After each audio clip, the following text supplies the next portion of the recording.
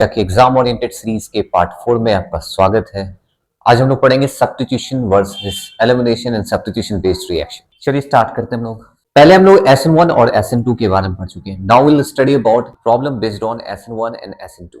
जैसे C2H5Br है, अलग अलग न्यूक्लियोफाइल के साथ रिएक्ट करके क्या बनाता है। C2H5Br ये जो होगा अलग अलग रिएजेंट के साथ क्या बनाता है, जैसे NaOH। अब NaOH जो होता है Na+ और OH- प्रोवाइड करता है, तो ये बना देगा C2H5, ठीक है। और अगर आपके पास वाटर है तो वाटर में क्या हो गया H+ और OH- आयन, तो इसमें न्यूक्लियोफिलिक पोर्शन कौन सा है, OH-, तो ये आपको देगा C2H5, ठीक है। अगर CH3ONa है, ठीक है, तो ये आपको देगा C2H5, ठीक। अगर NaSH है, Na+SH-, तो ये बन जाएगा C2H5SH यानी इथाइल थायोल, ठीक है। Na+SCH3- ये देगा C2H5 यानी थायोईथर, ठीक है। अलग अलग केसेस में अलग अलग बन सकता है कंपाउंड। और एक एग्जांपल से देखते हैं। C2H5Br अगर सोडियम आयोडाइड से रिएक्ट करता है NaI एसीटोन के प्रेजेंस में, तो ये C2H5I देगा, ठीक है। और अगर AgF से रिएक्ट करता है तो ये C2H5F देगा। ये स्वाट रिएक्शन है, वो फिंक्लेस्टीन रिएक्शन था। अगर सोडियम फिनॉक्साइड है O- Na+, तो ये OC2H5 देगा, ठीक है। अगर NH3 है अल्कोहलिक एक्सेस में, तो ये देगा C2H5, ठीक है। अगर लिथियम अल्मोनियम हाइड्राइड है तो ये देगा C2H, ठीक है। ये सारे एग्जांपल दिमाग में रखना है कि C2H5Br है तो सोडियम इथाइल आयोडाइड देगा, C2H5Br AgF के साथ C2HF देगा, ठीक है। अगर C2H5 तो ये आपको C2H5 और C2H5 रिएक्ट करके ब्यूटेन दे देगा, ठीक है। कुछ और एग्जांपल से समझते हैं। C2H5Br अगर KCN से रिएक्ट करेगा तो ये देगा C2H5, और अगर AgCN से रिएक्ट करेगा तो ये देगा C2H5NC। अब इसमें रीजन क्या होता है कि KCN में अटैकिंग साइड कार्बन होता है और AgCN में अटैकिंग साइड नाइट्रोजन होता है। तो C2H5Br KCN के साथ रिएक्ट करके C2H5CN बनाता है, और AgCN के साथ, क्योंकि because attacking side is nitrogen, therefore the product formed will be isocyanate. So in these two cases, two different products are formed, and this is because cyanide ion is an ambident nucleophile and that must be taken into count, ठीक है। ये ध्यान रखना हम लोग।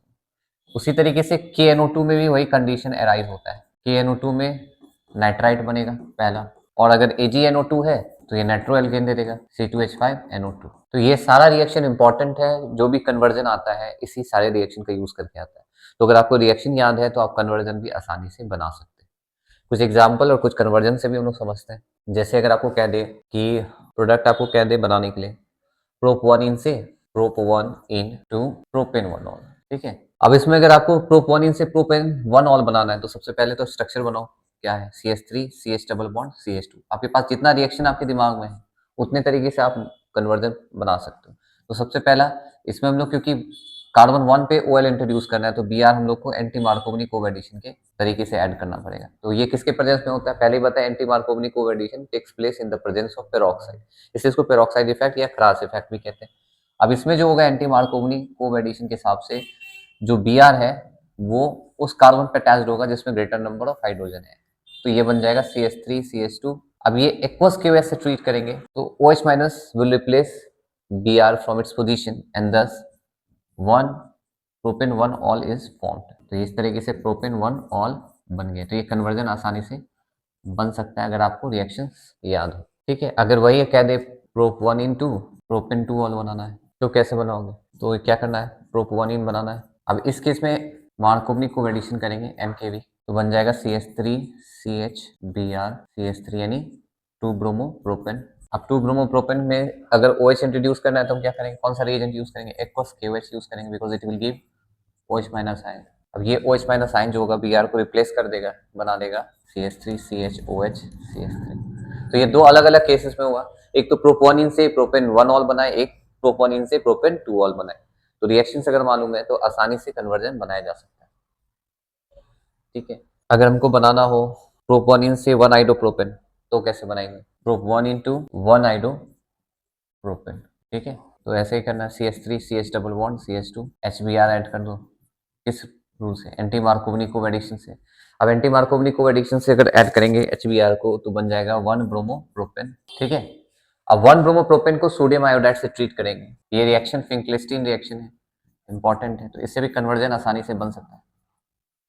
तो C2 ये बन जाएगा CH3CH2I।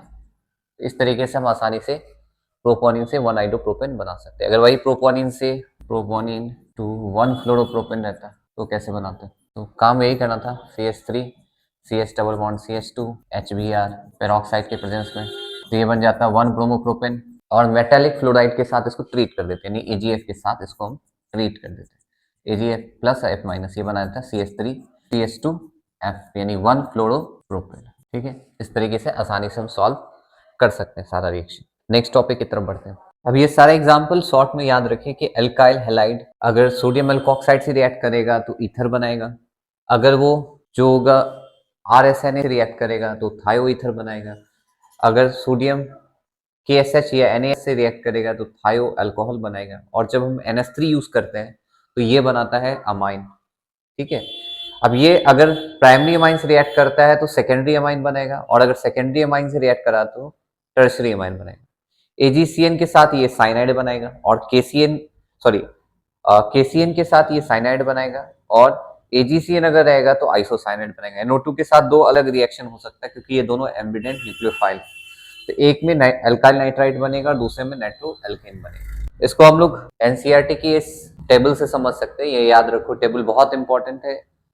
जो भी कन्वर्जन है इस टेबल के हेल्प से हम लोग आसानी से बना सकते हैं, तो ये टेबल को दिमाग में रखो, याद रखो, then you can solve all the question. तो यहाँ पे दिखना है कि NaOH है तो कौन सा न्यूक्लियोफाइल ये प्रोवाइड करता है, OH माइनस, क्या प्रोडक्ट बना, ROH बन रहा है, और क्लास ऑफ मेन प्रोडक्ट क्या है, अल्कोहल है। अगर वाटर है तो वो न्यूक्लियोफाइल कौन सा देगा, वाटर भी न्यूक्लियोफाइल है, वो RH ROH और अल्कोहल देता है। NaOR ये ईथर बनाएगा, Na जो होगा वो अल्काइल आयोडाइड बनाएगा, और NH3 जो होगा वो प्राइमरी अमाइन बनाएगा, RNH2 यानी प्राइमरी अमाइन जो होगा सेकेंडरी अमाइन बनाएगा।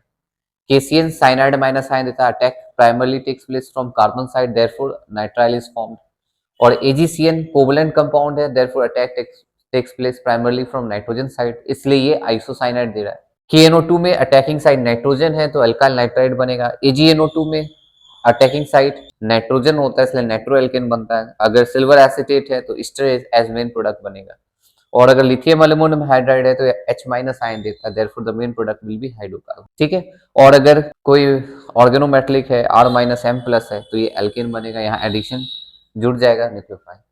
अब यहाँ पे टर्म आता है एम्बिडेंट न्यूक्लियोफाइल। एम्बिडेंट मतलब होता है दो, और डेंट मतलब होता है डोनर, या कह सकते हैं टूथ, यानी those nucleophile which have two attacking centre are called ambident nucleophile. अब एग्जांपल में हम लोग क्या ले सकते हैं, cyanide ion. In cyanide ion both carbon and nitrogen side are in position to attack, and therefore attack may take place either from carbon side or nitrogen side. Attack from carbon side will give predominantly cyanide as the main product, while attack from nitrogen side will give isocyanide as the main product. अब ये case अलग के condition में कैसे rise होता है, तो cyanide का दो रेजोनेटिंग स्ट्रक्चर होता है, एक में कार्बन पे नेगेटिव चार्ज होता है और दूसरे केस में नाइट्रोजन पे नेगेटिव चार्ज होता है। तो ये भी अटैकिंग सेंटर है, इसमें अटैकिंग सेंटर कार्बन है। ठीक है, और आइसोसाइनाइड वाले में अटैकिंग सेंटर क्या होगा, nitrogen. Attack from carbon side will give cyanide as the main product, and attack from nitrogen side will give isocyanide as the main product. अब इसको हम अगर समझे तो C2H5Br KCN से रिएक्ट करके अल्काइल नाइट्राइड यानी C2H5CN बनाता है, और AgCN से रिएक्ट करके ये C2H5NC बनाता है यानी आइसोसाइनाइड बनाता है। सिंपल सा दिमाग रखना है, KCN is ionic compound, on ionisation KCN will give K plus and CN minus ion. In cyanide ion, both carbon and nitrogen are in position to attack, but attack primarily takes place from carbon side. It happens because the carbon bond is extremely stable as compared to carbon-nitrogen bond. Therefore, in cyanide ion, in Cn minus ion, attack will take place from carbon side. On the other hand, when we talk about AgCN is a covalent compound. The carbon side is not free. Carbon is covalently bonded to silver, and therefore only nitrogen side is in position to attack. And therefore, in AgCN, attack will primarily take place from nitrogen side and isocyanide will form as the main product. तो simple सा दिमाग में रखना है कि KCN ionic compound है, इसमें carbon और नाइट्रोजन दोनों अटैक कर सकता है, but attack will primarily take place from carbon side because carbon bond is extremely stable in comparison to carbon nitrogen bond. While in AgCN, silver is bonded to carbon and only nitrogen site is free to attack, and therefore attack will primarily takes place from nitrogen side, and hence isocyanide will formed as the main product. Same एक और nucleophile होता है NO2 minus.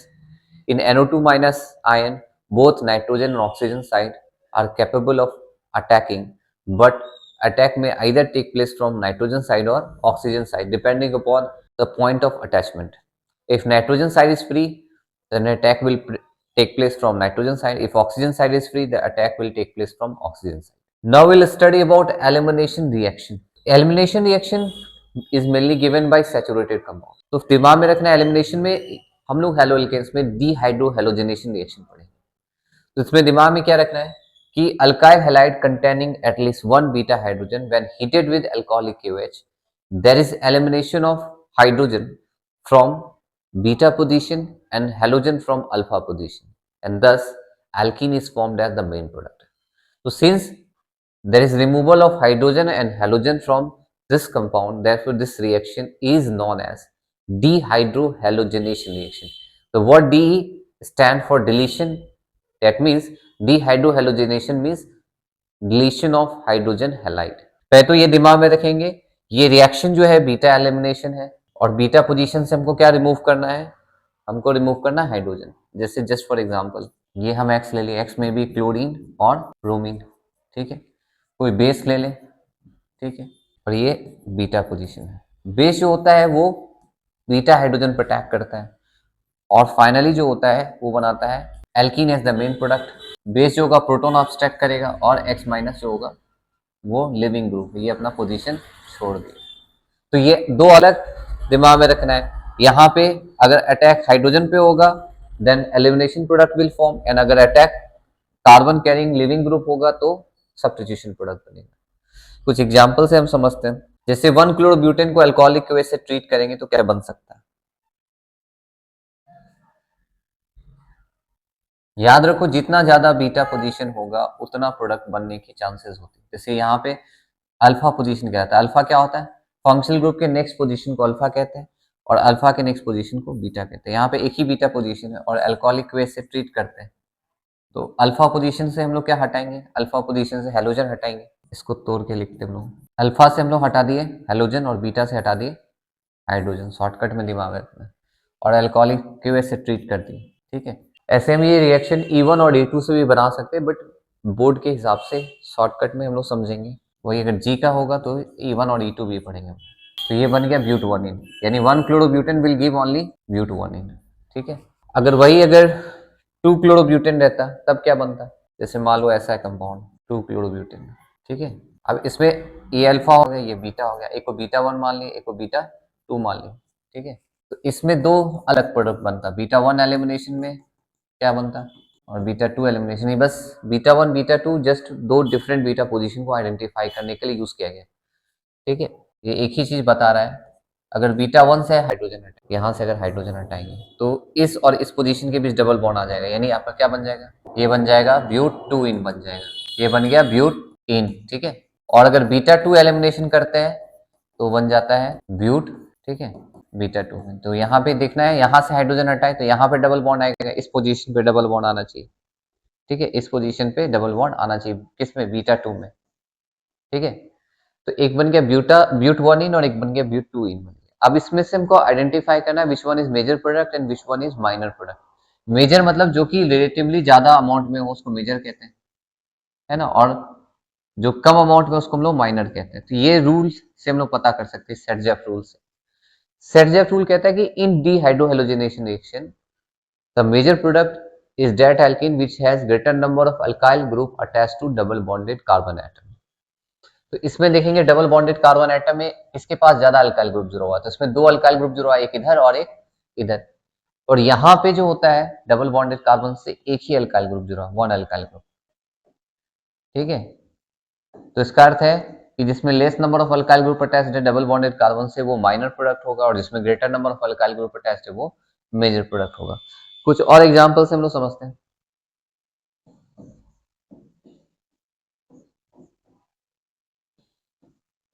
जितना beta position है उतना product बनने के chances होता है, और प्रोडक्ट कितना बनेगा वो मैटर करेगा कि दोनों का आयुपेक नेम अलग होना चाहिए। अगर सेम आयुपेक नेम है तो उसको एक ही प्रोडक्ट मानेंगे। जैसे ये अल्फा है, ये बीटा 1 है, ये बीटा 2 है। अब इसमें दो जगह से हाइड्रोजन हटा सकते हैं, एक तो इधर से हटा सकते हैं और एक बीटा 2 से हटा सकते हैं। अगर बीटा 1 से हटाएंगे तो यहाँ ये डबल बॉन्ड आएगा, और बीटा 2 से हटाएंगे तो डबल बॉन्ड यहाँ बनेगा। अब ये दोनों प्रोडक्ट एक ही है क्योंकि दोनों का आयुपेक नेम सेम है, दोनों डिफरेंट आयुपेक नेम वाला नहीं है, therefore will consider it as the same product. तो इसमें एक ही प्रोडक्ट बनेगा, यानी ये वन प्रोडक्ट देगा, ठीक है ना। और दूसरे केसेस में क्या होगा कि अगर आपके पास ऐसा कंपाउंड है, ठीक है, ऐसा कंपाउंड है ClCH3। अब इसमें कितना, ये अल्फा पोजीशन हो गया, ये बीटा 1 हो गया, ये बीटा 2 हो गया, ये बीटा 3 हो गया। तो तीन अलग अलग कंडीशन होगा, अल्कोहलिक क्यों से ट्रीट करेंगे। बीटा 1 तो क्या बनेगा, बीटा 1 में ऐसा कंपाउंड बना, बीटा 2 में जो होगा वो ऐसा कंपाउंड बनेगा, और बीटा 3 में, यानी बीटा 3 यानी ऊपर से बनेगा तो ये बनेगा। अब इसमें से देखना है क्या कि ये दोनों सेम है, सेम प्रोडक्ट। एक्चुअल में क्या बन रहा है, दो ही प्रोडक्ट बन रहा है, ये दोनों सेम प्रोडक्ट है क्योंकि दोनों का आयुपेक नेम सेम, दोनों का आयुपेक नेम सेम।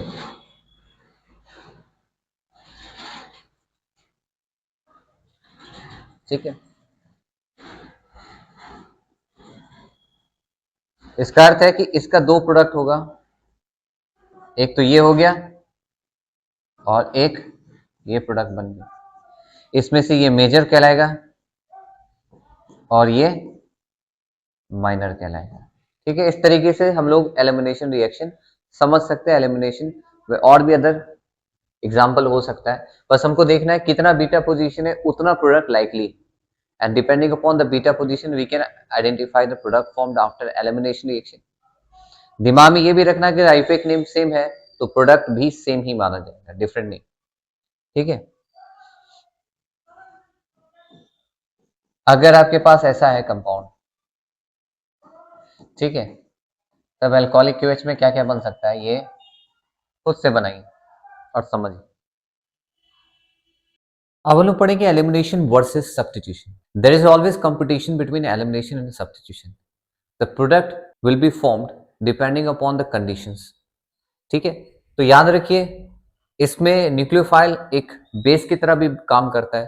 तो न्यूक्लियोफाइल अगर carbon carrying leaving group attack करता है तो सब्स्टिट्यूशन प्रोडक्ट बनता है। On the other hand when this nucleophile और base attack beta hydrogen then product formed will be elimination. तो न्यूक्लियोफिलिक सब्स्टिट्यूशन में सब्स्टिट्यूशन प्रोडक्ट बना, और एलिमिनेशन केस में alkene as the main product बनता है। कौन कौन सा कंडीशन है यहाँ पे देख सकते हैं कि न्यूक्लियोफाइल बेस भी है, अगर ये Br पे अटैक करा तो क्या बना दिया, सब्स्टिट्यूशन प्रोडक्ट, और हाइड्रोजन पे अटैक होता है एज बेस तो ये बनाता है एलिमिनेशन प्रोडक्ट। ठीक है, कौन कौन सा कंडीशन है जो कि एलिमिनेशन को फेवर करता है ओवर सब्स्टिट्यूशन। तो सबसे पहला कंडीशन है हाई टेम्परेचर। जो एलिवेटेड टेम्परेचर होता है इसेंशियली वो एलिमिनेशन को फेवर करता है, यानी कि अगर हम सेम सबस्ट्रेट रिएजेंट यूज करें बट टेम्परेचर हाई कर दें product form will be elimination. ठीक है, दूसरा अगर बल्कियर बेस है तो steric hindrance is one of the factor that decide whether substitution product will be formed और elimination product बनेगा। जैसे एक एग्जांपल हम कह सकते हैं, जैसे अगर आपके पास टेट ब्यूटॉक्साइड आयन, ठीक है, ये एक बल्कियर बेस है क्योंकि इसमें बहुत सारा ब्रांचिंग है। अब ये जो होता है, अब इसके पास दो ऑप्शन है, या तो वो Br पे को रिप्लेस करके उस पॉइंट पे अटैक करेगा, लेकिन क्या होता है कि बल्कनेस के कारण स्टेरिक हिंड्रेंस बढ़ जाता है, तो ये क्या करता है O-Na+, ये हाइड्रोजन पर अटैक करता है rather than approaching carbon carrying leaving group. तो in case of bulkier base prefer to abstract proton rather than approaching tetravalent carbon carrying living group, and thus elimination product will be formed as the main product। तो इस case में क्या बन जाएगा, CH3OH, ठीक है, plus CH3 CCH3 double bond CH2 plus ये product दे देगा NaBr। तो यहाँ पे अगर बल्कियर बेस है तो भी क्या बन जाएगा, elimination product predominate over substitution product. तो याद रखो अगर टर्शियरी है, सेकेंडरी है, प्राइमरी है, tertiary will give elimination product and primary will give substitution product predominantly. On the other hand, secondary may give either elimination or substitution depending upon the reaction condition.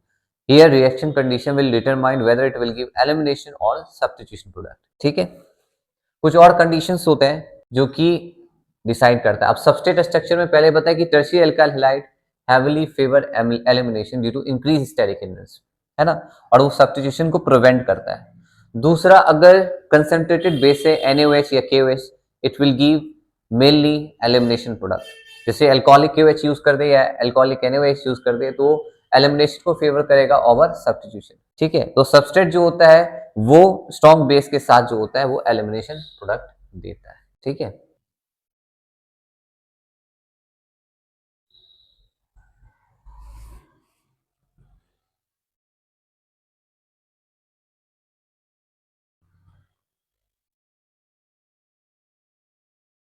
याद रखो short में ऐसा कोई compound है और nucleophile है. Nucleophile अगर इस पे अटैक करेगा तो ये SN1 और न्यूक्लियोफाइल अगर हाइड्रोजन पे अटैक करा तो ये E1 हो जाएगा. ठीक है, उसी तरीके से अगर ये H है, ये CX है, न्यूक्लियोफाइल अगर carbon carrying leaving group attack किया तो SN2 हो जाएगा और अगर H पे अटैक किया तो ये E2 हो जाएगा. ठीक है, इस तरीके से SN वर्सेस एलिमिनेशन होता है. ठीक है, याद रखो SN में क्या ऑर्डर होगा, हो जाएगा 1 डिग्री, 2 डिग्री और 3 डिग्री. और एलिमिनेशन में क्या हो जाएगा, एलिमिनेशन में क्या होगा, हो जाएगा 3 degree. In tertiary alkyl will predominantly give elimination product. Base क्या होना चाहिए, वीक बेस जो होगा वो SN को प्रेफर करेगा और स्ट्रॉन्ग बेस जो होगा वो एलिमिनेशन को प्रेफर करेगा. लो टेम्परेचर SN को प्रेफर करेगा और हाई टेम्परेचर जो होगा वो एलिमिनेशन को फेवर करेगा. ठीक है, स्टेरिक अनहिंडर्ड बेस वो एलिमिनेशन ये सब्स्टिट्यूशन को फेवर करेगा. हिंडर्ड बेस या बल्कि बेस होगा वो एलिमिनेशन को फेवर करेगा. तो ये सब दिमाग में रखना है कि SN में 1 डिग्री, 2 डिग्री, 3 डिग्री, एलिमिनेशन में 3 डिग्री, 2 डिग्री, 1 डिग्री. इसमें वीक बेस, इसमें स्ट्रॉन्ग बेस, इसमें लो टेम्परेचर, इसमें हाई टेम्परेचर, इसमें अनहिंडर्ड बेस, इसमें हिंडर्ड बेस. ठीक है, ये सब चीज दिमाग में रखेंगे एलिमिनेशन वर्सेस सब्स्टिट्यूशन में. नेक्स्ट क्लास में हम लोग पढ़ेंगे reaction with metal and optical isomerism, and thus we'll conclude this chapter in the next session.